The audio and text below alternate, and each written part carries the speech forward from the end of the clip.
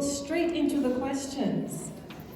How can women leaders and entrepreneurs drive innovation and influence transformative change in the energy sector to create a more gender-inclusive landscape? Can I start with Prof? Can you provide your insights from your perspective? Next question, which is somewhat related. What role do women-led energy startups and enterprises play in accelerating the transition to renewable energy and sustainable practices? Anyone on the panel who's...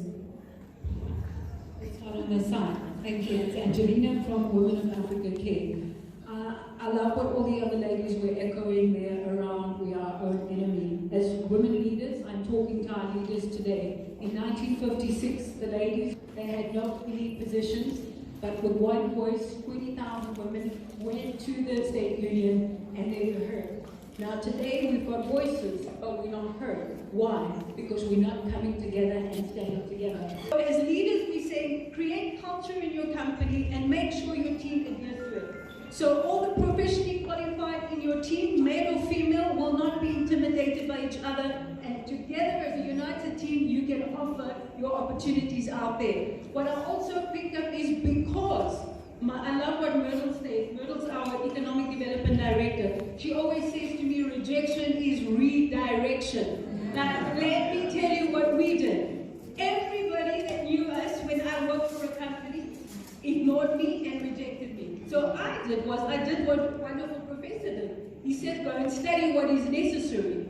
The solar industry is necessary, so you're going to have to work with multinationals. So I'm saying, ladies, if you want to grow and open your own business, work on yourself, then you never have to worry about competing. Yeah. Work on your team, so you have a spirit of excellence. Make sure you're united. Look at what the needs are in the country and what is available outside that you need to bring in because you need it because South Africa doesn't have it.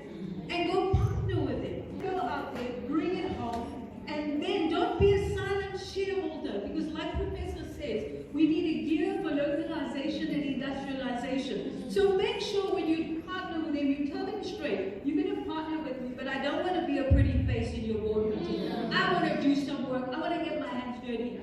Then you go offer. Find out what you can do there. We can do economic development, we do women, we do youth empowerment, and we understand the supply chain to build wind and solar wind farms.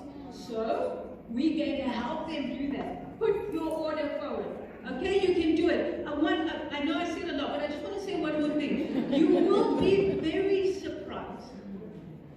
Because I came from the industry for 10 years working for the Group 5s and for the Gold Wings, I understood the supply chain. And I understood the black shareholders that were there at that time. Many of the shareholders in the early stages of wind farms were silent. So when you go in there, you'll be surprised you know a little bit more than them to be active. Yeah. So don't be intimidated. Go do it.